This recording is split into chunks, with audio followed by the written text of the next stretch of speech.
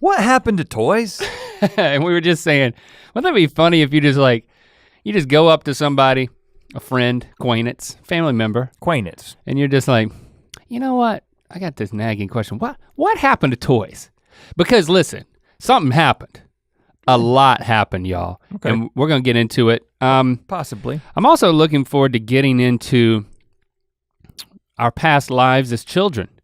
When we played with toys. When toys were still toys and we played, at least I did. I'm actually curious because I have some thoughts about you, and I think I have an idea about Rhett as a child that I remember that may not even be true. But toys, okay. Toys have changed. It probably isn't true. Toys have changed. But I'm interested. Do they even exist anymore by my definition? I don't know. Is it a long lost thing that we can only experience through nostalgia over the course of this podcast? I can't wait. Little reminiscing, a little conjecturing, as always, pulling things directly out of our butts and putting them on the internet and hoping that it will change lives. Yep. One pulled out of our butt at a time, a life is changed. And I am going to begin holding the microphone like this. Okay. That's my new thing. All right. Because I want to be able to turn. Loyal listener, I just want you to know that Rhett is now holding and hovering his microphone above the round table. And I may do a little mini bicep curl. Did you say this week at the round table of dim light? You didn't even say that. You know what? I did say it. And I've noticed something, and it's been happening more and more often. You may need to go to the doctor. I know what you're talking about. Lately, we've been saying something, and then in the middle of it's so cliche. You say, did you just say that? Did you just say that? Yeah. And I definitely did say it. Maybe it is a problem. I mean, it's happening weekly now. I feel like I'm crumbling. Definitely emotionally after what happened last night. Oh, okay, yeah. I'm gonna link the two because I think that I've never heard you use your name as a verb. I'm still kind of I'm reeling, man. Do that more often. And I'm glad you were there I'm ready for you to tell me. Oh, that's so stupid. Yeah, well, I thought that's what we're doing. Okay. Now. I'm still not over what happened, and I'm sorry if you don't want to hear us talk about magic and our interactions with it again, but that's not really what this is about. Yes, what happened last night did happen at a visit to the Magic Castle with our friends. Which has become just a regular haunt of ours now. We got so many people. But I want to go to the Magic Castle. Honestly reeling. And I know it's also funny, but I feel like is it better if I tell the story, if you tell the story from your perspective? Because it's probably better if I tell it. Okay, I agree with that. So tell it from your perspective. I'll just try not to interject too much just to clarify what was going on inside my mind at the time. And again, not to shatter the illusion that this is recorded on the date that you're hearing it. For us, we're recording this right around Halloween, which means that we went to. But it's not dated because no one's heard it until right now when you're hearing it. Yeah, I'm not worried about it. That's all that matters. I'm just letting you know. It's fresh and only for you. So at the Magic Castle around Halloween, they have a special thing that they do. Basically, they call it a murder mystery, and you can wear, you can dress up, you can wear costumes. And another thing that happens is that the performers, the magicians, are all in costume as well and in character. They're not just normal magicians. Which is cool. I will say that we completely abandoned and never even really started the murder mystery thing. They gave us like a list of clues and you had to go read something. And I was like, I don't want to think this much at the Magic Castle. So we abandoned that. Apparently I didn't either.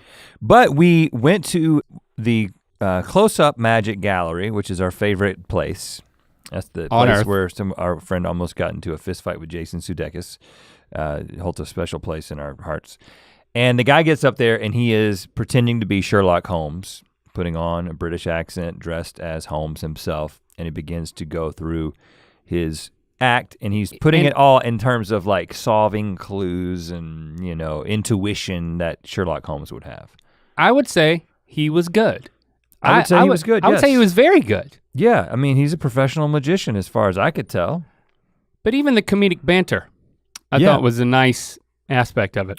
And then, of course, for at least half of his act, he requires volunteers from the audience. Now, Link is sitting on the first row in a very small, this place holds like 20 people, so it's very small. And if you listen to the other Magic podcast, you know that last time I was standing in the back and I still got made a fool out of. Yeah. I became the butt of the joke and I was happy. I was happy to be that. So he gets to this one trick and he says, for this I need a volunteer. And you can see there's 5 people sitting on the front row, Link is one of those. And he kind of looks at the 5 people and he avoids the people directly in front of him because he had just used those 2 people, 2 of our friends, for the previous trick. Mm-hmm. So he's got the 3 people he's choosing from. And he looks at our friend Jenny and as he looks at her, she's going. She's just shaking her head. Kind of looking down. Very, very emphatically saying, do not pick me. It's like when a horse makes that sound. But I will say. She did that motion. Silently. But she didn't make a horse I will say sound. that he looked at you first. Yeah. Now you had also just done something in the previous trick where somebody had to say when they were gonna stop. They said, say stop when you're compelled to stop. And she never said stop. So I said, stop. And I thought that was a funny joke to compel her to stop. Grabbed the arm of the volunteer. Who was a friend of ours. And said, stop. I thought it was funny. And then you could kind of see that the guy, when he began to figure out who he was gonna choose for the next trick, he looked at you and was like, not the guy that just interjected himself into this previous trick. He goes over to Jenny, she shakes her head, and then he's kind of at a loss. Is he gonna go beyond you out to where Christy was sitting? Mm-hmm. And then he just lands back on you very reluctantly. And as he was picking you, I was thinking inside, no, guy, don't pick him. If this trick— I wasn't wanting to be picked, by the way. If this trick— I wasn't asking for it. —requires a person to do things that a normal human being would do in response to a magician, you've made a mistake. That's what I was thinking. You know, again, the 95 out of 100 times that you pick somebody, they're gonna do the thing that the magician wants. And I know that you're in the elite 5%, I'll call it, of people who are not going to behave normally for a number of reasons. So the trick was— I don't know the reasons. The trick was he put a cup of colored markers in front of Link. And then let's call them Sharpies. And then not a sponsor. And then gave Link a pad of paper that had 3 shapes on it: circle, a square, and a rectangle. And he said, sir, what I want you to do is I want you to take one of the markers out of the cup, any color you want, and choose to color any of the shapes that you want. No, he didn't say that. He said, I'm gonna turn around and choose a marker, and then he said, color the triangle. Oh, he told you which with your marker. He was like, pick. But he didn't say the color. color The triangle any color you want, and then he's also facing away from us and he's coloring. Now, right at the very beginning, you picked up a marker and then put it back down and got another marker. And at that point— Is that a crime? At that point, I figured that probably screwed this guy up. Right, because it's probably based— I don't know how the trick works, but it has something to do with him knowing what you've chosen. And if you choose 2 of them, his whole trick is screwed, right? All I knew was that everybody was watching me pick a marker, so I'm like, oh, I'm like fluttering my hand over the marker, and then I'm like— being a little extra. I agree. And then and then I'm like, oh, am I gonna choose this one? No. And then I let go of it and I chose another one. And then he said, color the triangle, and I did it. And then 2 more times did the same thing. And I'm just thinking, I'm just choosing markers, man. Now I will say— I'm trying to be fun, I'm trying to have silly, trying to have fun and be silly. You'll have silly if you want. But I wasn't trying to do— I had no ill intent. You didn't think— honestly— that the trick hinged on you just grabbing a marker and holding it up. Because you're supposed to hold it up. How could it? And I'll say, because he continued on with the trick, I was like, oh, okay. Maybe he didn't screw it up. Yeah, I did this 3 times, guys. I picked 3 different markers and colored the 3 different shapes. And as he continued to color shapes. After all 3 shapes were colored and the magician had colored his shapes, As he turned around and faced us, I saw a look in his face of utter disappointment. He knew that his trick had failed. Busted. And he knew that it was your fault. The funny thing is, I didn't know. By the way, all the shapes were colored different colors than mine. And I was still hoping that it was part of the trick. And then he just put it down on the floor. He put it on the floor, he said, usually that's very impressive. Yeah, and I was like, but he said a few more things and he put it on the floor and then he continues with his act. Yeah. So then at the very end, he did like 2 more things. They were great. I'm laughing, just having a silly time, balling. And then. Balling. Then I realized he's done. He's like said his last thing, it's over. He's like telling everybody goodbye. You can stand up, here's the exit. And then I say, hold on a second. I know that I colored that exactly how you told me to. So I know I didn't do something wrong, so why don't you show me the picture that you really drew? And then he said, that was it. And at that moment, after everyone else had already long realized this, I realized I blew his trick. It took me that long to realize. That's when you realized? That's when I realized. Because I thought when he's doing the long play. At the very end, he's gonna be like, and you know what? I do have the one that is exactly like his.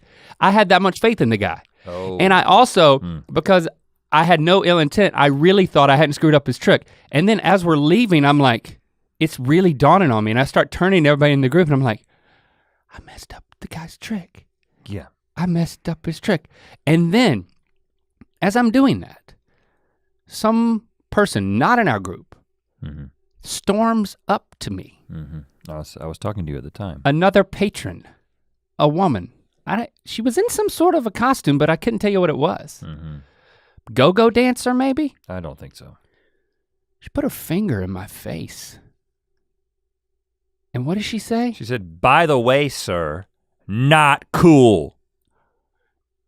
Not cool. She said it again. And then she stormed off. We talked to our friend. I was like, as she was walking off, I was like, I didn't mean to. Right, but just to put things into perspective, this probably makes sense, but there is an understanding in the magicians community. I don't know what the technical term is for it, but people who know how a trick works, know enough about magic to know how a trick works, and when picked to be a volunteer, purposely foil the trick. Yeah. For some own personal gain or just to be a troll. And so lots of people thought that you were a troll. And that woman who was a magician's aficionado, obviously, that's what she was dressed as. Oh, okay, yeah. Kind of looked like a fairy, but. And in retrospect, I understand why she did it.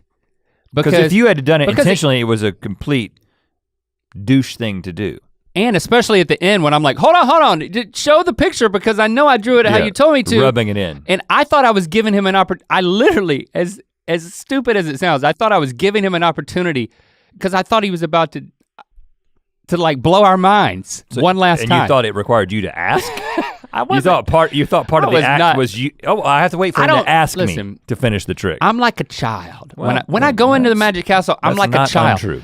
With childlike wonder, I experience everything. Oh, I'm picking markers. Which one am I gonna pick? Maybe this one. Nope, this one. And that's I'm having so much fun. I would never choose you as if I was doing a trick. But let me tell you. He didn't know, and he tried not to choose you. So bad after this that I was like. The person who invited us, like the member, I went up to her, I was like, her reputation is on the line. I was like, I want to let you know that I didn't do it intentionally. I am so sorry.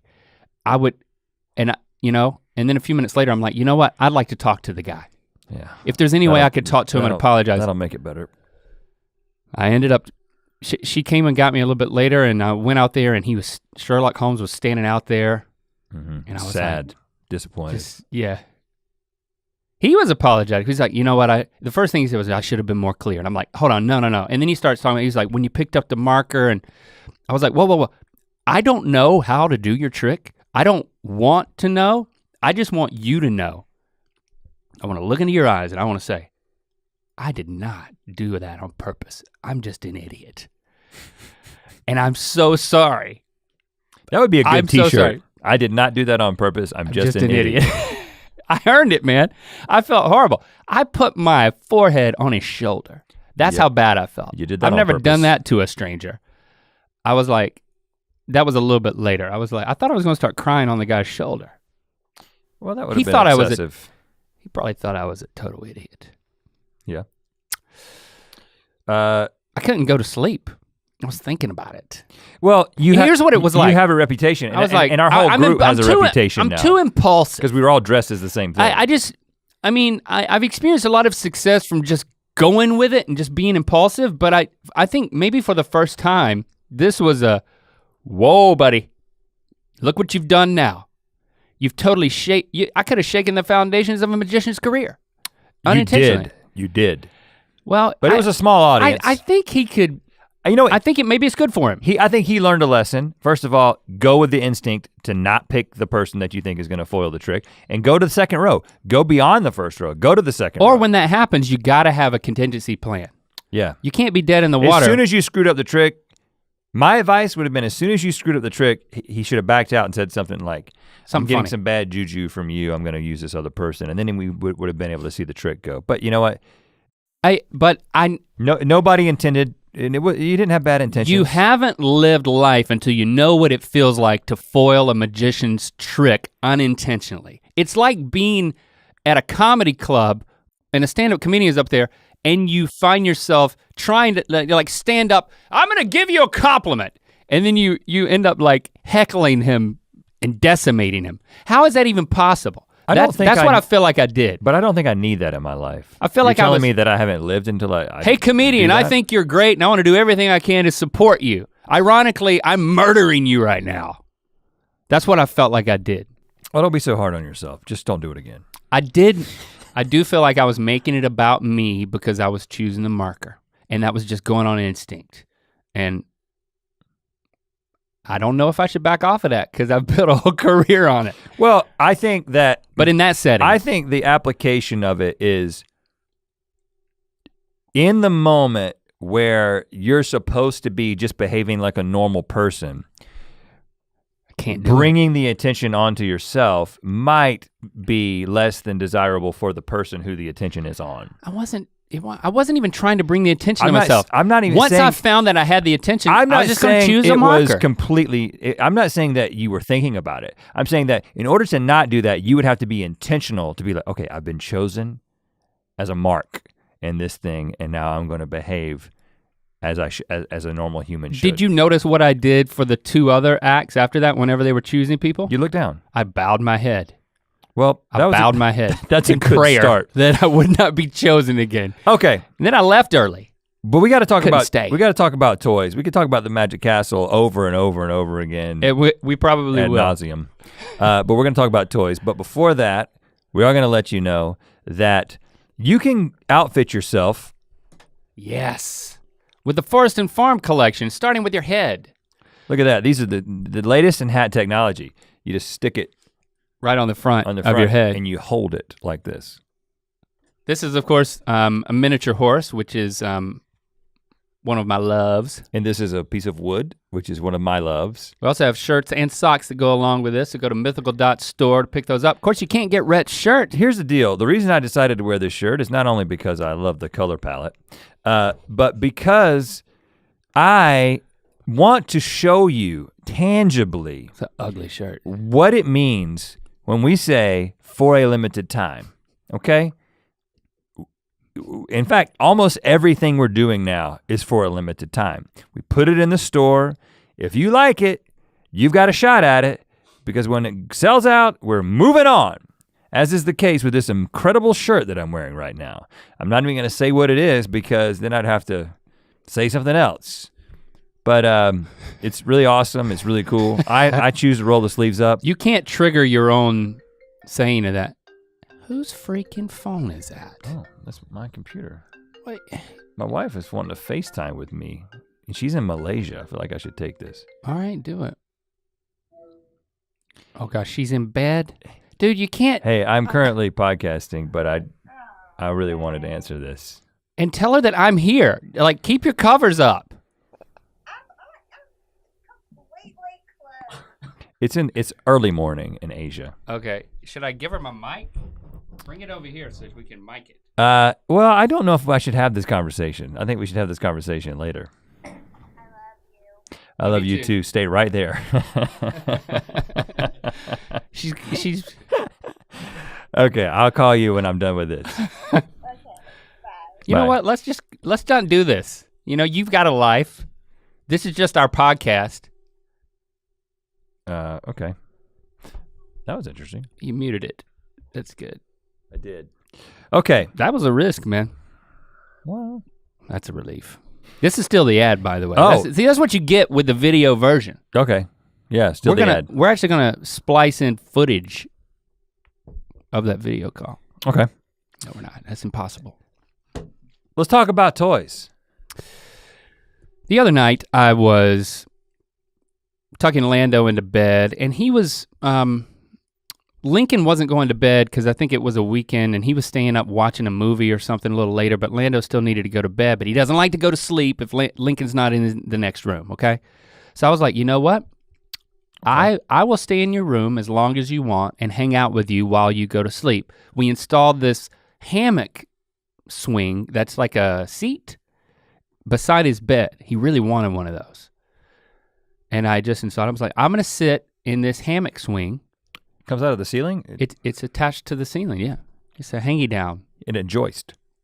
In a joist, yeah. A cross beam. Lando has an exposed beam in his ceiling, if you must know. This is what you care about? So how sturdily the story's not going to a failed swing. It has nothing to do with that. Okay, well, I don't want your life to go to a failed swing. That's why I'm just checking in and making sure. Oh, thank you. Yeah. I was like, I'm gonna sit in your swing, you're gonna lay into bed, and we're just gonna talk, you know? You know, talk. Like we do when we speak in the made up language. I was trying to say, I'm going nuts, man. Yeah. I was gonna say, imagine that. Imagine that. We're just gonna sit here and have a conversation. Yeah. Family members. Who does that? Who just talks to each other? Right. I thought it would be refreshing and cool, and I didn't have anywhere to be. So I sit in the swing, and he's laying there, and we're talking, and I'm looking around, and I said, Lando, I'm realizing something. There is something that I had a lot more of when I was your age than you have. And of course, you know what this is because you already know what this podcast is about because we've already teased it, but he didn't know. So I'm like, can you guess? He's like looking around, he's like, hammock swings? I'm like, no, son, I actually didn't have a hammock swing. Good guess though. Your amazing father mounted this for you because you asked for it, but I didn't have one when I was a kid. He was like, chairs? He was like looking around and seeing stuff, which is actually, he should have been doing the opposite, looking around for what he didn't see that I had. Right. And I was like, ultimately, after playing this game for 45 minutes, not that long, I said, toys. He eventually guessed Legos because he has Legos in his room. I was like, not Legos, but broader than that, just toys in general. Lando, when I was 8 years old, I had a bunch of toys in my room. That was my thing. But you don't have any, man. You live in a totally different 8-year-old world than the world that I lived in. Your room looks totally different. It's like you're a different, it's like you're on a different planet where toys don't exist except for Legos and a few odd Nerf bullets. Planet Mabada. And and you told me this and I was like, yeah, that's definitely the case. Now, they do have toys, but they don't have the number of different toys. Right, I mean. They may have a lot of a couple of things, because I think that's the case with my kids. Now, yeah, because I mean, all my kids have Legos. Lando has that. He also has like the bigger type of Legos called Bionicles. That's basically a version of Legos. That create men. He has the Bionicle Legos that are Star Wars. You know, he has some pop figures because Lily and Lincoln really got into those like over the past few years. So he started getting into that. Did he go through the Duplo stage? Oh yeah, of course much earlier. You're talking about like 3 years old. But it's because of screens. And of course, I started taking him through the toys that I play with, and I'd like for us to do that with each other. But it's because of screens, man. They've got games and shows and at their beck and call at all points. And I was like, that's your problem, Lando. Of course, now his eyes are always like, oh, you're attacking my screens. That's what you and Mom are always talking about the screens. But I'm like, when we watch shows, it was, the only time kid shows came on was like Saturday morning and then after school for like a 2-hour window. It was not on demand. And then we were just left watching adult shows. You know, like, I'd watch reruns of Matlock or like game shows, stuff that was made for adults that like kids could tolerate, you know? Right. On Thursday night, as probably an 8-year-old, I guess I'd watch Dukes of Hazzard, but then of course I'd have to watch Dallas right after it at my grandma's house. I had to go to bed after Dukes of Hazzard. Had to watch a little Dallas. I specifically remember the NBC dong dong dong at the end of the show, and I had to go to bed. But because the screens are so pervasive and any and everything you want. Oh, it's like this show called Fuller House. Lando starts watching that, and then he just binge watches all of it. Well, and they also it's the access they have to the number of shows that are, you know, kind of catered towards them. The fact that they can watch it at any time, and the fact that there's more screens has created this situation where they're all watching things incredibly personalized. So at any given time, everybody in your family is watching something different, on their own screen with their headphones on and in their own hammock. And I'm sure because it's so much more, it's a passive experience. Not quite as much with games, but you're gonna gravitate towards that because it's limitless. It's so easy and it's so enthralling. Because I think as we talk about the toys that we played with, my theory is that we're going to realize why compete. You just give somebody the option between something they have to apply a lot of imagination to and then something that all the work's been done. Just the natural human response is to go towards that thing that's an easier thing, which ultimately could be a bad thing as well. I started to explain to Lando. I was like, Lando, when I was your age, I was into these action figures called He-Man. It was actually called Masters of the Universe, and then the main guy was called He-Man. And he was a muscle bound, and I'm talking extremely muscle bound. Like if this was a real person, it would be like a bodybuilder who was 6'1", but weighed 800 pounds. Like, seriously. Yeah, had very large pecs. He had very large everything except for clothes, which he wore fur underwear, and then he carried an axe and a sword, and he had like he wore Uggs, and he walked around in Eternia and fought a purple guy who had just as much muscle as he did. A matter of fact, he had exactly the same amount of muscles. Same mold. It was the same mold, but his head was a purple hood with a yellow skull in it. Skeletor, man. Skeletor. And also, and it started he was like, what? This is crazy. And he rode a cat, a tiger, that, well, first of all, you gotta talk about the fact that a green cat with orange stripes called Battle Cat. He was a lot like Superman in that he had a normal non-He-Man persona that was Adam. Right. Which is a great name for your non-super persona. He wore pink and he liked to bake. And what was seriously? What was the cat's name? Cringer. Cringer, and then Cringer became Battle Cat. Battle Cat. A tiger, a green tiger that had a saddle. And all he did was put a helmet on, right? And that's when he became. Yeah, I don't know what would make him. I can't read that. What's it say? Prince Adam. Prince Adam. Yeah, he was a prince. So you had that. I had the whole set. I had the castle. You did? Yeah, I had Skeletor's castle, and because he had it, there was another little guy, like a short ghost. There was like a short ghost guy. Orko. Yeah. Yeah. I don't remember whose side he was on. He was like an oracle, like it was kind of on both people's side. I don't know. He was kind of like the Jar Jar Binks of Eternia. And it like he was just, if you looked inside his face and it was just eyeballs and it was dark. Yeah. Anyway, I had that whole set and spent quite a bit of time playing with it. And you had the castle as well? Oh yeah, I had a Castle Grayskull. I had it at home. I also had one at Nana and Papa's house. Oh, you had a backup. Well, it's kind of like when you get old, you have reading glasses everywhere. Everywhere I went, I had to have another Castle Grayskull, which it wasn't Skeletor's castle. And this is something I only learned from watching the Netflix documentary, which I'll go ahead and plug it. I wanna make sure I get it right. The toys that made us. If you're 40 years old, if you're 35 years old, then you're gonna love watching that and hearing all the backstory about it. So I highly recommend it, and that's why it's so fresh in my mind, because I've been watching this some of the times with the kids and they get a kick out of it.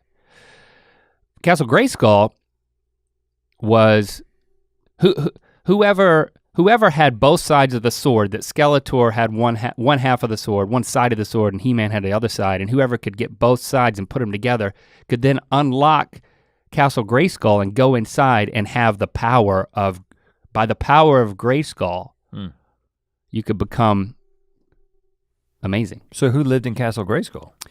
Well, here's the thing. I actually didn't watch the cartoons or read the comics that came with the He-Men, is what I call them. Watch the cartoons? I didn't even watch, I just played with them. I didn't even know the stories. I didn't know what I just told you about combining the swords. I just like collecting these super weird characters like Beastman or Mecha-Neck, a guy whose neck went up, or like, and that's all from Masters of the Universe? Yeah.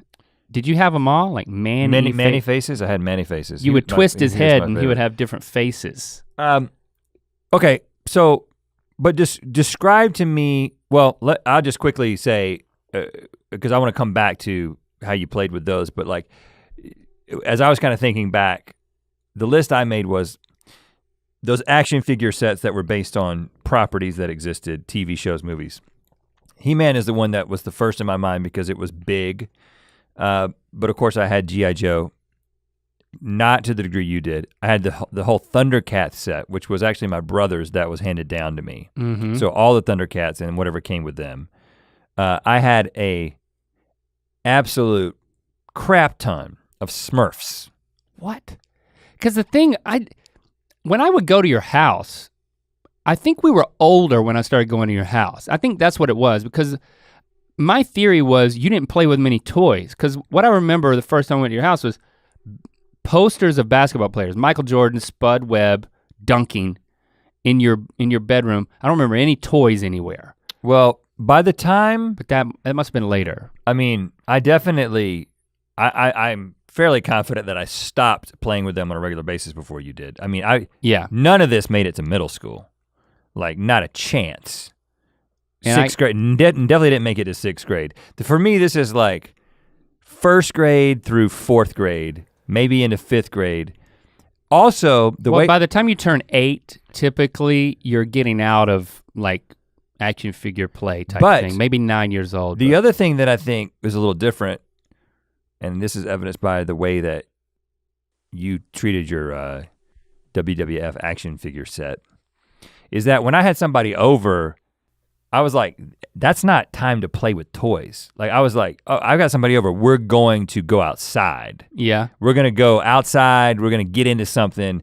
These toys are for when it's raining and I have to be in my room. Last resort. The toys were not something I was super excited about them initially. I would set them up, but then within 7 days, I was missing pieces of it. It was kind of weird and kind of off.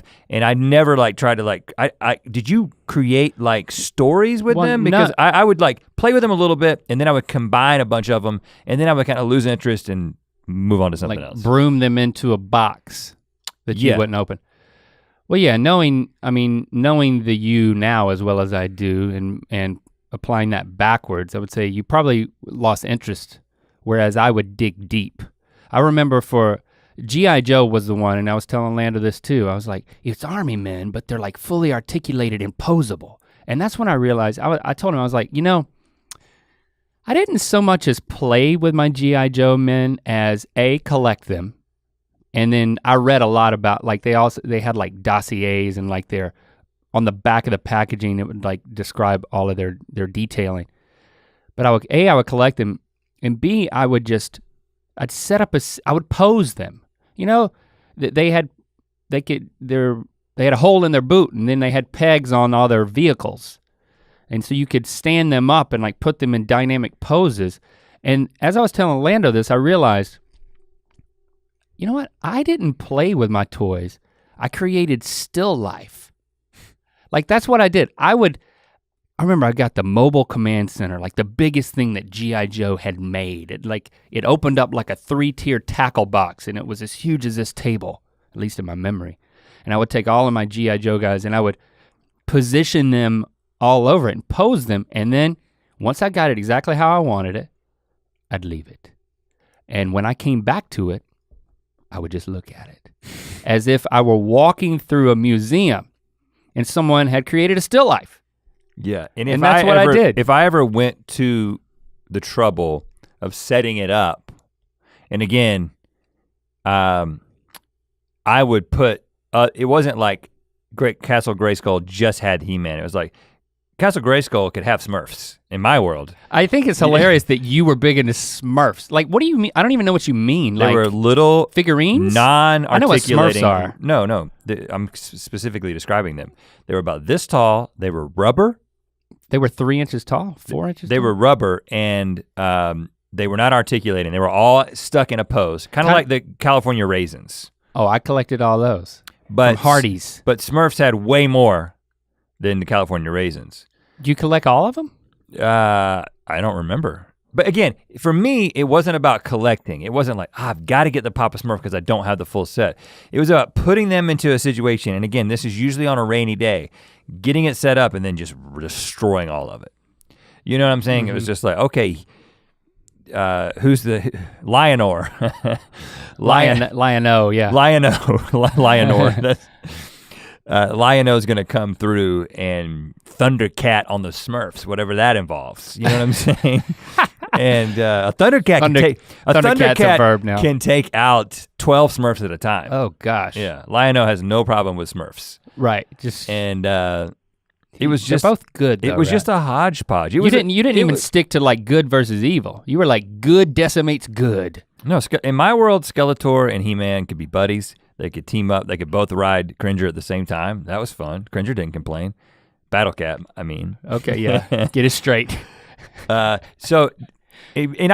room was way too messy to create any sort of like lasting scene or like set it up. And of course, my kids are exactly the same way. Like there's not, we'll get into what they have and what they have had, but it's not set up in a way. It's set up in a way to interact with violently and then destroy at some point and then have to be replaced. Yeah, to me it was just about the scene, the perfect scene that you wouldn't touch. And if people came over, like my younger cousins, like Kurt, one of his first memories is coming over and getting very upset that I wouldn't let him touch anything in my room. Yeah, it's not playing. And like his mom, my Aunt Teasy was like, she thought I was she knew I was strange, but at that point she was like, that boy is strange.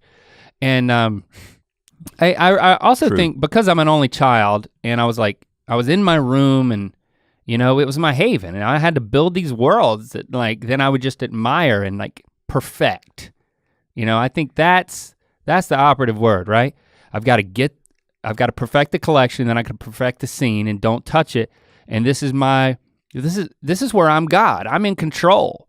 And it felt really good to like have it all together. And I also didn't have, like you, an older brother that was like, well, I do this. And if you want to be cool and aspire to be older, then you might want to do that. So at first, maybe that's a little Thundercat action. When he's not looking, you're gonna steal it and decimate your Smurfs. But then later, it's like, hey man, I'm kind of done with toys. I'm more of like a cool sports dude. So why don't you come outside, or we're gonna play a game where we hide in the woods in the dark. Be like, count me out. The things that Cole would do with you, right? We were definitely outside if you could be outside, we were outside. And it wasn't that I didn't go outside, but me going outside was an extension of becoming G.I. Joe.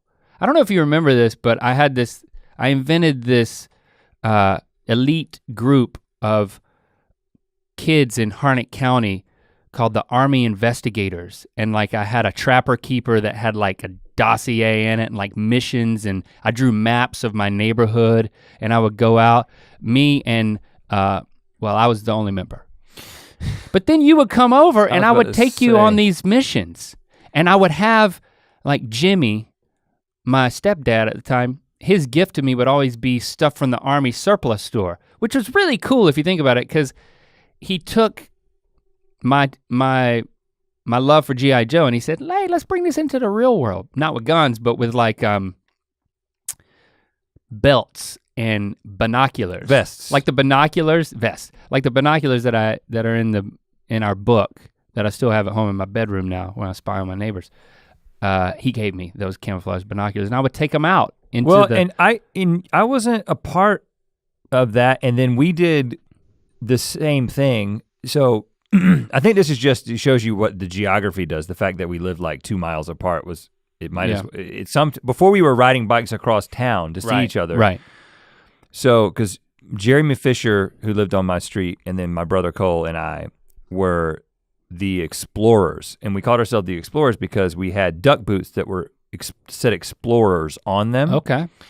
And so that, you know how behind my house, there was Bowie's Creek went behind my house and down into the woods, and how all those different parts of the creek were named different forts? Like Fort U and Fort Deadman, and then Fort Bowie's Creek. No, what are you talking about? You didn't know about this? No. Fort Silverstone? You made up these names?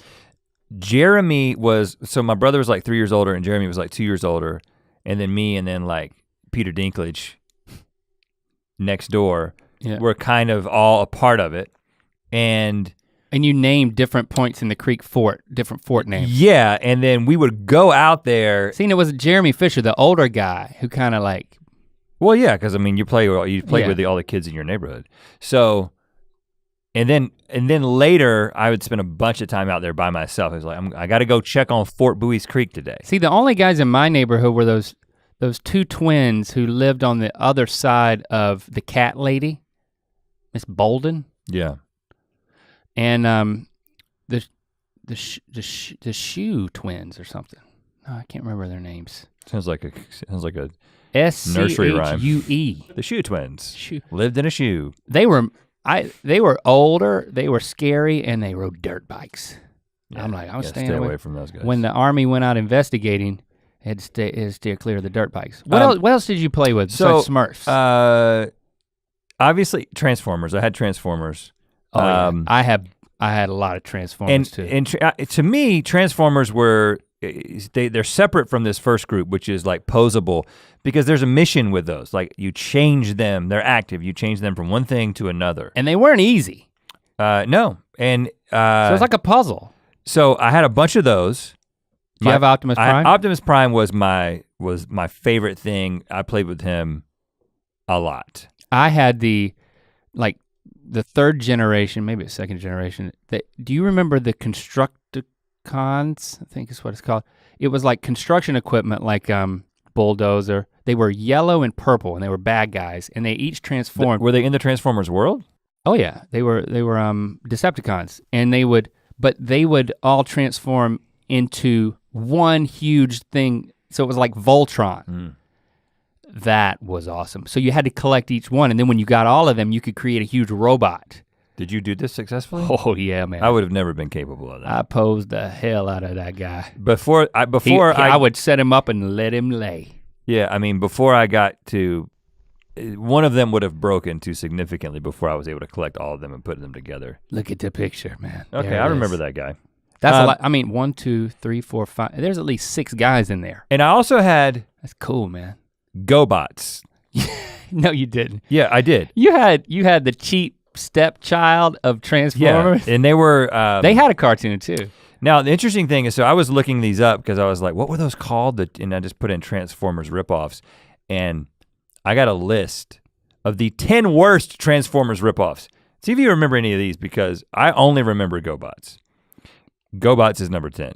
And they were all, don't you remember? They made the same thing. We're looking at this picture. Oh wow, a lot of cars made a man. I just remember that I didn't play in the GoBot world, man. I was loyal. Like super simple cars that became this other guy. Now, there was also RoboForce. Nope, never heard of it. Convertors. Never heard of it. Zybots. ZY bots? Yeah. Stariors. Never like Stariors, like warriors, but with a star. It's a cool name. Roadbots. Roadbots? No. Robotron. Nope. Mysterians. Nope. Rocks and Bugs and Things. You're reading an ad now. No, Skip it. No, that's it. Oh. Transforming things. Oh. And then Rock Lords that turned into rocks. Yeah, that's sadly derivative and just sad. They transforms into a rock. Give me a break. The Transformers were amazing, but the funny thing is I never watched the television show or the movie, and the movie is like a cult classic. The original. Yeah, and they talk about it in the Netflix series. Well, I don't know if I want to, of course I can spoil it, right? Spoiler alert. If you want to watch the amazing Transformers movie, which I personally still have not seen, then mute right now because I'm about to say Optimus Prime dies. He dies. You talking about the one made in the 80s that was like stop motion? Yeah. Oh yeah, the animated movie in the animated. 80s. I'm not talking about the Michael Bay. Yeah, I know that. Well, I wanted to ask you because I have a theory. So my favorite toys were what I call the subversive category of toys. What? Garbage Pail Kids. Oh. And then Mad Balls. I do not know what a Mad Ball is. Oh, you don't know what a Mad Ball? Mad Balls were probably my favorite toy that I had. And because Garbage Pail Kids were like baseball cards, but they were demented children who all had like something nasty about them. Yeah, don't you remember these Mad Balls? They were. Oh, you're talking about it's like a cush ball, but it's like a it's a monster's head, and my favorite one was the eyeball. It's a smushable ball that you can throw that's like made of like that smushy material, but not the stress material that we have today. It was perfect for me because it was a ball. So it was this super thing gross. It was gross, and it was like a character, but it was also a ball that could be thrown. It could be thrown at Smurfs. If it can kill a Smurf, you could wipe out, a horde of Smurfs with one Mad Ball. You're like a homicidal maniac with the Smurfs, man. No, I'm just. What do you got against Smurfs? I was just they're easy targets, man. They're just sitting there looking so happy. They need to have their world ruined. From time to time. You are Gargamel. You are. I love Gargamel. Yes, you are him. I always incarnate connected. But Gargamel's with the darker characters. Gargamel's a cat guy though. Well, he's got his flaws. He's not perfect. But did you have you didn't have Mad Balls because you didn't know about it, but did you have Garbage Pail Kids? I had Garbage Pail Kids, but I didn't feel good about it. Right, so that my theory is that those things that were a little bit, that were darker, you moved away from and were like, I don't know, that's real trashy. It was twisted, man, it made me feel. But what were you afraid of, what was gonna happen? And we didn't talk about this. The funny thing is that we were best friends and we spent a lot of time together, but you didn't talk about your feelings about Garbage Pail Kids. Yeah, let's get into the finer points about what's your hang up with Garbage Pail. I mean, I'm surprised that was your friend. If I never went to your house and saw you decimate Smurfs, because that would have been the end. I didn't. Again, that was something I did on my own. I was a sweet, tender child, and again, you've seen me at the Magic Castle. I'm pure, man. But I still mess things up. It's. Like, I mean, you look at. They're back too, by the way. I'm sure Garbage Pail Kids had a resurgence. Look at Barf and Barbara. She's literally vomiting into the thing she's cooking on the stove. I mean. It's pretty awesome. They're so great, and you could have that and it was. Tell me another one. Tell me another one. We got Choking Cooper. Oh what gosh. Crap. Choking Cooper is being constricted by a large snake. He's dying. Yeah, he's dying. He's being killed by a snake. Vincent Van Gogh Oh, this is a kid who has cut his own ear off, just like Vincent van Gogh. Oh my gosh. Shepard would love this. Sharp Shaw, a kid whose crap? ridiculously large teeth have punctured his own face. The people who come up with this are the type of people, well, they're like you. Big-hearted Beverly is hugging two boys so hard that they are suffocating. That is so wrong, man. Oh, Smiling Stan, that's just Stan Lee. Stan Lee was a garbage pet. No, that is a reissue, I believe, or that may just be a Photoshop. Oh yeah, Paris Embarrassed. Oh yeah, see, we got into these. Yeah, you got into some modern takes, some memeified Garbage Pail Kids. But like Drippy Debbie. I did have them because a lot of people had them at school, and I felt in order to be cool, I had to at least represent. For me, there was just something about things that were. You're exactly right. You know, we were in such a, we were in the world of kids, you know, and there are those, you want to subvert that a little bit just to feel alive. See, the thing that I think the last toys that I ever had were my WWF, now WWE, I guess, action, well, they're not action figures. They were not posable. They were like they were thick and they were made of rubber and they didn't move. But you could buy the wrestling ring and I had a lot of those.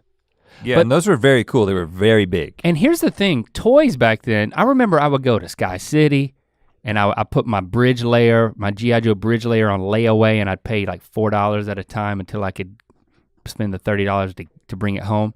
But I'd also go there and buy, whenever I went, I would look to see what wrestlers they had. It was hard to get toys. Like the whole collecting thing, it was very difficult because it was all about local inventory. And they may not have the one you want. Oh yeah, so I never had any good wrestlers. I never had Macho Man, I never had Hulk Hogan. I would just go and I'd be so desperate to get a wrestler, I'd buy a crappy wrestler, like Bruno Sammartino. I'm not saying he's a crappy wrestler, but for a guy, I never saw that guy wrestle. He was he's an old school wrestler that for some reason, for nostalgia's sake, they made. I didn't know who he was, but right. I bought him because I needed to buy a wrestler. There's always like Todd Johnson, like a guy who's just wearing like a singlet. Well, no, they were all legitimate wrestlers, but yeah, I never owned Hulk Hogan or Andre the Giant. Really? Wow. Because they didn't exist and there was no Amazon. So nowadays, there's a resurgence in all these toys for adults because we want to, the experience I'm having right now is the reason why you can go on eBay and you can buy a Skeletor or a Hulk Hogan. I never got that Hulk Hogan. I'm gonna get it now. I'm gonna put it on my desk, man. That kind of thing. There's a booming business of collectibles for that stuff. There's that place in Pasadena, where they have like the glass closets and they've got all the collectible stuff in it. But it's not like, but our kids are not interested. Our kids could get anything they wanted, yet they don't want any of it because it can't compete with the endless supply of digital screenage, man. Well, okay, so I wanted to talk a little bit about the toys that weren't screen-based that our kids had, because I think that there's a lot of crossover here between our kids. Yeah. And some of these things are in common with what we had. Nerf. We had Nerf. So, but for us, Nerf was mostly just a Nerf football. That was what I thought of as Nerf. I didn't have, that I recall, any Nerf guns. But I had, at Nana and Papa's house, we had a bunch of blasters, they call them. Oh, we did have the ones that shot the little suction cups. Mm-hmm. And now the Nerf blasters, there was a point at which Arsenals. I built an arsenal. I built this giant, I got some of that like stuff that you put in your like shop so you can hang up tools. With the holes in it, yeah. With holes in it, and I built it and put it on Locke's wall so that he could have all his Nerf blasters like just ready for the taking. And he and Lincoln wanted to start a channel where they reviewed Nerf guns because that was a thing for a while. Yeah. Yeah. So that was something that it was super active. You can draw your own conclusions or have your own opinions about whether or not it's, good for kids to have fake guns. But the next thing was Legos. But they had a lot of that and it was super active. They all had Legos. And we did too. Legos is like, that is amazing how the staying power that they have. I mean, I think it's through the licensing of like all the movies and whatnot, but. Well, and in my house, there's still to this day just a couple of giant bins of Legos. At your house, there's a bunch of bins of Legos, but they're like meticulously organized. Like actually not anymore. Really? Like there's times when I would come over to your house and your kids would like have like every color organized in a different bin and we're like building something specific. I passed the disease along. But now what we do is like Lando's the only one who still plays with them and we'll lay out a bedspread and we'll dump out the bin on it and then he'll start playing. But the last time he did that, it broke my heart because when I dumped out the thing in the bottom, there were like 85% complete sets that I remember putting together with Lincoln, I don't know, 6 years ago. And then they were in the bottom of this bin just like eroding. And I couldn't take it. But Lando didn't care and he was just playing with all of them and we don't buy anymore. He's 8, he's getting out of it. Right, well some people don't, some people stay on. Beyblades. So yeah, they play with those. It was so, that was cool. Like Locke was so into Beyblades. Explain what it is. So basically it's I believe that it may have been a TV show first. I don't think so. It ended up becoming a TV show. Anyway, it is these spinning tops that you pull this rip cord to start spinning the tops and the two Beyblades go into an arena and battle each other and the first one to stop spinning loses. And like you get a collection of Beyblades. He played it with his cousins, he played it with me. You know, that was something that Lincoln had got into a lot. I just remember him as like a 4-year-old, Beyblade. This is what he wanted him so bad. That was a cool toy. Yeah. Because there was competition, that you had to pull a ripcord at least. You got to work out. That's a very like 80s style toy. Yeah. That's completely, you know, the whole deal is analog and very tangible. Beyblades, let it rip. And they were into that. And then I think Lincoln had the same thing. And the funny thing is like Shepard really didn't care about Beyblades because the difference between a 14-year-old and a 10-year-old even, or 13 and 8 or 9, is that our youngest two kids kind of came up with screens were a bigger part of their playtime than for our older kids who had more of those tangible toys. Yeah. Because we never did, you know, Shepard has Legos, but he doesn't play with them as much as Locke did, and he doesn't have any Beyblades. He played with the Nerf blasters, but not as much as Locke did. They also had those Spider-Man wrist things that could shoot stuff. But again, here's the thing. Like, yeah, they had those gimmicky one-off toys, like the modern day version of the Hulk hands. You put the big Hulk hand over your hand, you smash it together, it says Hulk smash. But that's not a line of action figures. That's not a robust world of toys that then you could watch a cartoon or a movie about, you know, or create your own. I mean, it wasn't an immersive type thing. I was trying to search for that. I was like, what action figures exist now? I think that's what I Googled. And then Google told me. What'd you learn? Just Marvel movie stuff. I mean, just movie action figures basically, but it's not a big deal. Like if you walk down the aisle, a toy aisle, you'll see Infinity War posable characters, but it's derivative, you know? It's like, it's not the main thing. Of course, the Star Wars toys are still around, so those are action figures now. But the magic is gone, man. The action figures, if it's just an action figure that doesn't do anything, if it doesn't shoot something, if it doesn't light up, if it's not part of some AR experience, then it really, beyond collecting, you're basically just in the world of collecting things. What? And there's only so many kids who care about that. And I mean, the pristine example of collecting things now are these pop figures, which all of my kids, I think Lily and Lincoln are finally getting out of it, but still, and this kind of goes into adulthood, that like, if you really like a property, you wanna have that thing sitting around. And if you're my kids, you don't want to take it out of the box. You know, you have the Hawkman pop figure. Somebody sent that to you. I have a bunch of Hawkman figurines, you know, different versions of him that people have sent me. But it's in our office. They want to have a physical representation of their best screen experience. So toys just fills that slot. It's like, what can I have in the real world that represents my jam, which is the screen world? But they don't spend time posing with those or doing characters. Voices for them, playing. They don't. As much. No, they don't play with them. They display some kids them. out there who are doing it. They display them, and that's it.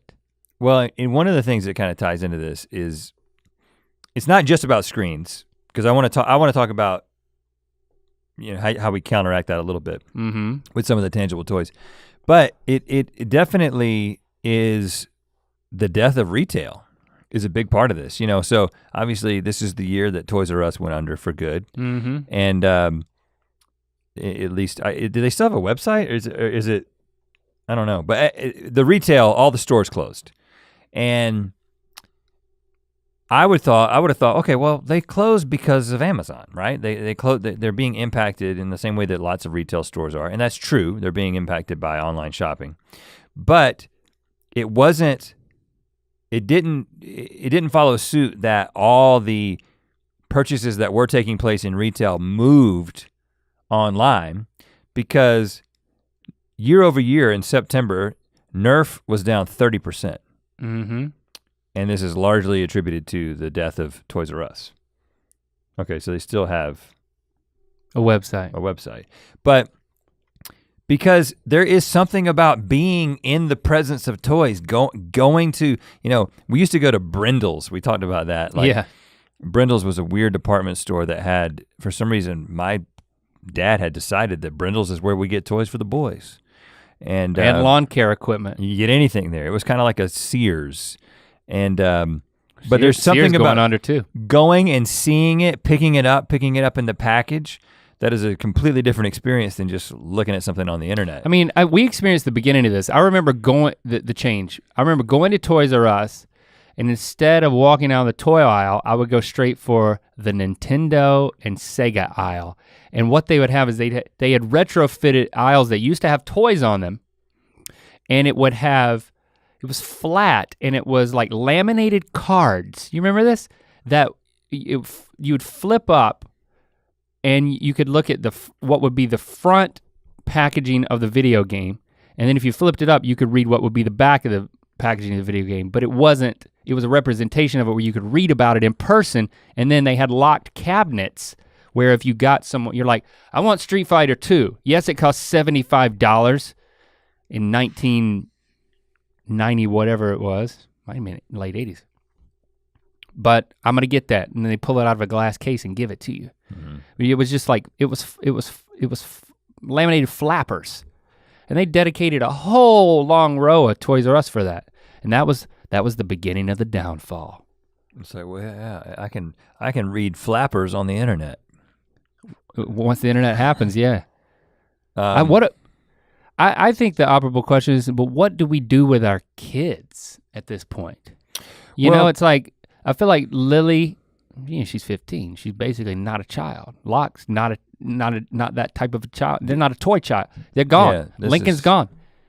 It's really just Lando and Shepard. I mean, so with Locke, in fact, we failed them. I was talking with Locke the other day. You know, he's playing basketball. He's taking, you know, these difficult courses or whatever. He's got this AP course, and he was like, we were talking about Red Dead Redemption 2 coming out, and he was like, I mean, first of all, he didn't play the first one.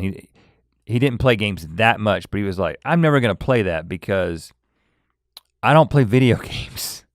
He's like, I honestly don't have any time. He's like, I do homework, I practice basketball, and I do some social stuff, but it's just like, there's not a place for video games in my life anymore. Like, and I've been feeling that way for 20 years, but, and he's probably a little exceptional because they play so much basketball. Right. Lincoln's big into the games that he plays on Xbox. But it's like, I feel like with the older ones, it's kind of like, okay, they've kind of got their thing. Again, whether they play video games or not, they're kind of on this track. They're gonna do. Once you're 8 or 9, you really don't play with toys anymore. I'm feeling this a lot with Shepard, who's 10, and right now, as was evidenced by the call from my wife in the middle of the podcast, she's out of town. I am taking care of the boys by myself. I don't even know where they're at right now. No, someone's watching them right now. But He-Man would know. I am, I've got Shepard and the perfect specimen of muscularity and masculinity. He would know if he were a dad. Locke is he's sterile though. Is taking Locke's got all his stuff figured out, but Shepard is like just wants to be on screens, man. He just wants to play games. Yeah. Roblox is his thing. On the computer or be watching something. And he has a limit on each one of those. And I'm like, Shepard, okay, time's up. You have to do something else. And I'm like, go outside. Now, first of all, it's not like it was when we grew up. I can't just say go outside and roam the neighborhood. You're confined to our yard. But what if we said, yeah, because Lando is a similar situation. The thing with Lando though, he's very craft oriented. He's very like inventive and artistic. And basically that boils down to being obsessed with slime. Like he loves slime because he makes it from scratch and he like makes all different types and he like looks at the videos on how to make the different types but he also does other art projects as well. And he's not as screen oriented maybe as how you're describing Shepard, but still it's so much easier just to turn to the screen. We have to get him on his projects and like get him all his materials and but I'm wondering, what if we kill two birds with one stone? Go on eBay, start buying all these vintage toys to like restart my collection. I can't believe I sold all my G.I. Joes in a big cardboard box at a yard sale in my nanny's front yard for like $20. I sold them all except for Medic and Gung Ho, my two favorites. I still have Medic. I still have both of them. Right. But all the other ones I got rid of. In the book. So I'm gonna collect all of them and I'm gonna say that it's so that Lando can experience toys, but that's really not the truth. But that's a side benefit. We're gonna play together with toys. My toys. I think that's a bad plan. I don't think that's gonna work. Wow, I was getting kind of excited about it. Thanks for crapping all over it. Well, I think that first of all, if Lando is Can I get He-Man? Really into the crafty stuff, you just keep giving him more opportunities to do that. If he can occupy himself with that. But I think he could get into He-Man, She-Ra, Tila, Cobra Khan. I don't think he will. I think he might observe you doing it. That would be an interesting study of his father. Okay, Lando, get off the screen. You're gonna watch me play with He-Man again. Play with He-Man. I could bring some Smurfs over. Rhett's coming over with his Smurf victims. Yeah, I could teach your kids how to kill Smurfs. That's kind of funny. Let's get out the blowtorch and burn some. Let's have play dates. Just again, me and you? With the boys. Okay, all right. They're almost too old for this, I'll bring Lion-O. Let's have a play date. Who was the blue Thundercat? I actually liked him more. He was voiced by the dad on Cosby Show. Remember when we found that out a couple of years ago? Oh yeah, by Cliff's dad, or by Claire's dad. I think it was Claire's dad was the voice of the bald, he was more of the tech guy. He was like what Donatello was to the Ninja Turtles. Oh, and I actually think after Wrestlers, by the way, I think Teenage Mutant Ninja Turtles was the last toys that I actually collected. Mm-hmm. I never got into them. And those are still around. That's an action figure set and a world that still exists for younger kids, and I think that may be what I'm looking for. Well, I think what I'm looking for is I was looking at the He-Man was nuts though, man. Just if you don't know about these characters, they're all so ridiculous because they were invented from thin air by a toy company. Here's my theory, and I think you talking about the crafty stuff is what is giving me this theory, because there's we've done a couple of things like robot kits and the science-y kit kind of thing. Those are big now. And Shepard gets into those. it's partly my fault and partly my wife's fault. We're not patient. And so if it's just like, can you help me with this? Can you help me make this slime thing happen? If it requires me to step in, I just don't have a lot of patience. Yeah. And I'm just like, just do what I did and just figure it out, man. Yeah, man, you don't really have to be a parent. Take some Smurfs and murder them. Yeah.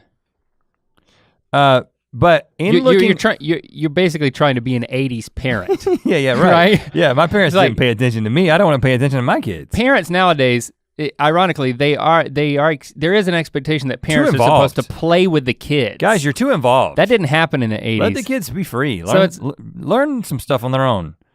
But I'm looking at what the Toy Insider hot list for 2018. What is it? Well, first of all, I'm gonna skip a lot of these because they're just dumb. Now, okay.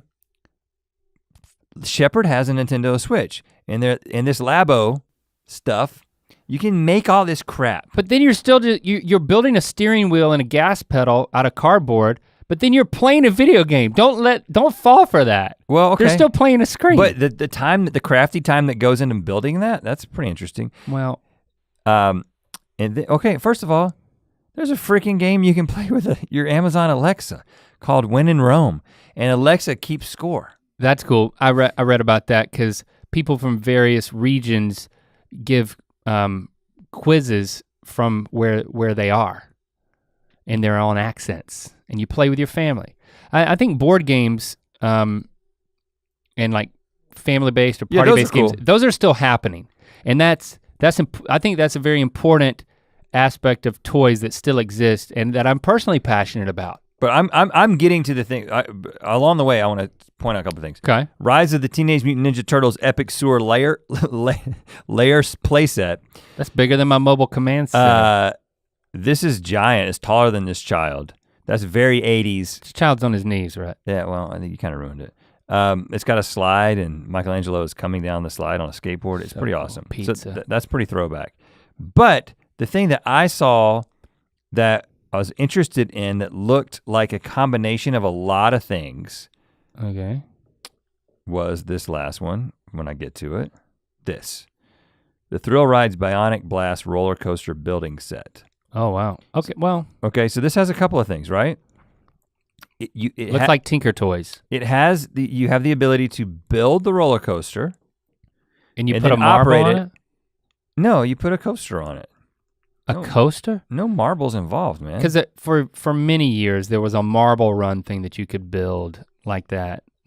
But then, it's included is a cardboard VR viewer, which I guess you hook up to you put your phone in there. No, listen, because this gets them in because it's still about screens. Because now they can look at from the perspective of the roller coaster and then you see it and you ride the thing that you just built.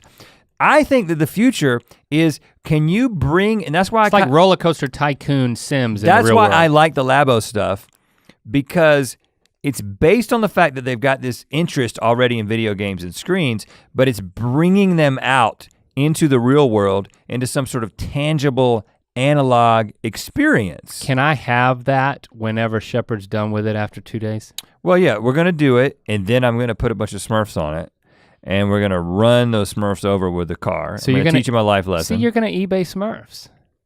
Thinking about it. You're joking. You're not gonna do the Smurf part. But that's that's something that, sure, once he builds it and plays with it a few times, we'll bring it to your house. And then it won't have all the pieces. But at least next time I'm like, Shepard! Can I use it first? I guarantee you we'll keep all the pieces, then Shepard can have it. It'll be like mint condition. No, I mean, you can buy it and give it to me if you want to do that. I'm not gonna buy it so your family can have it first. That's ridiculous. I might get it for your kids as a Christmas present. Since when have you bought my kids a Christmas present? Every year. No, you haven't. Yes, I have.